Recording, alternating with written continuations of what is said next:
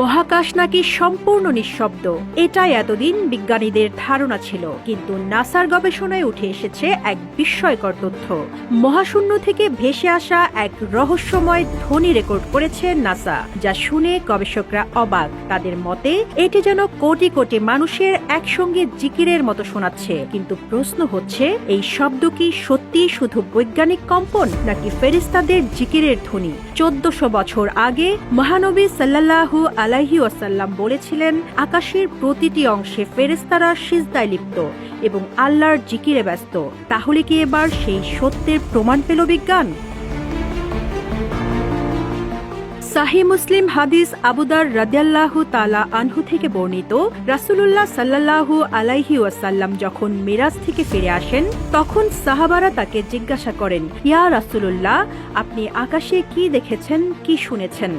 জবাবে নবীজি সাল্লাল্লাহু আলাইহি ওয়াসাল্লাম বলেন, আমি যা দেখেছি তোমরা তা দেখতে পাও না, আমি যা শুনেছি তোমরা তা শুনতে পাও না।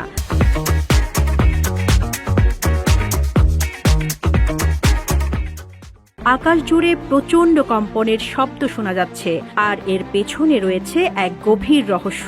আকাশের প্রতিটি অংশে এমনকি 4 আঙ্গুল পরিমাণ জায়গাও খালি নেই। সেখানে ফেরেশতারা সিজদায় লিপ্ত এবং তারা নিরবচ্ছিন্নভাবে আল্লাহর জিকিরে মশগুল।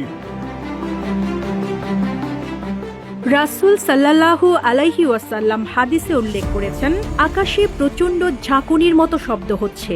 অতীতে ধারণা করা হতো মহাকাশ একটি সম্পূর্ণ বায়ুশূন্য পরিবেশ, যেখানে শব্দের সৃষ্টি অসম্ভব। তবে সাম্প্রতিক সময়ে নাসার একাধিক গবেষণা এই ধারণাকে বদলে দিয়েছে।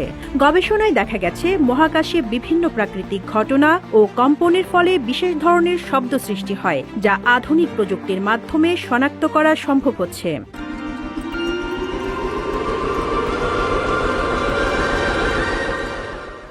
নাসার hour universe is not silent and listen to the universe শীর্ষক প্রতিবেদনে বিস্তারিতভাবে তুলে ধরা হয়েছে কিভাবে মহাকাশে শব্দের সৃষ্টি হয়। সংস্থাটির অত্যাধুনিক টেলিস্কোপ ও গবেষণা সরঞ্জামের মাধ্যমে এসব মহাকাশীয় শব্দ শনাক্ত ও রেকর্ড করা সম্ভব হয়েছে।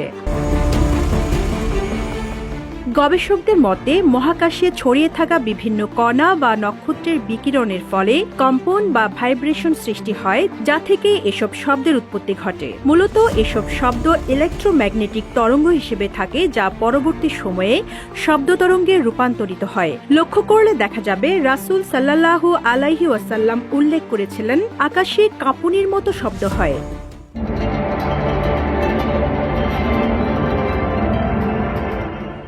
নাসা বর্তমানে বলছে, এই শব্দগুলি কাঁপুনির কারণে সৃষ্টি হয়। এমনকি গবেষণার সাথে যুক্ত একজন বিজ্ঞানী মন্তব্য করেছেন, শব্দ শুনে তার মনে হয়েছে যেন একত্রে বিলিয়ন বিলিয়ন মানুষ গ্রেগরিয়ান চ্যান্ট গাইছে। গ্রেগরিয়ান চ্যান্ট হলো খ্রিস্টানদের এক ধরনের ধর্মীয় সঙ্গীত, যা একসঙ্গে গাওয়া হয়। তবে মহানবী সাল্লাল্লাহু আলাইহি ওয়াসাল্লাম বলেছিলেন, আকাশে ফেরেশতারা একত্রে আল্লাহর জিকির করছেন। নাসা মহাকাশে যে শব্দ আবিষ্কার করেছে তার পেছনে বিভিন্ন বৈজ্ঞানিক ব্যাখ্যা রয়েছে, যেমন নক্ষত্রের চুম্বকক্ষেত্র বা প্রাচীন মহাবিশ্বের বিস্ফোরণ। তবে এই শব্দের বর্ণনা মহানবী সাল্লাল্লাহু আলাইহি ওয়াসাল্লামের হাদিসের সাথে সঙ্গতিপূর্ণ, যেখানে তিনি 1400 বছর আগে বলেছিলেন, আকাশে ফেরেশতারা একত্রে আল্লাহর জিকির করছেন। যদিও নাসা এর বৈজ্ঞানিক ব্যাখ্যা দিয়েছে, তবে এই শব্দগুলো প্রকৃতপক্ষে ফেরেশতাদের জিকিরের ধ্বনি কিনা তা কেবল আল্লাহই জানেন। Rizwana Rinti, news desk, Ittefaq.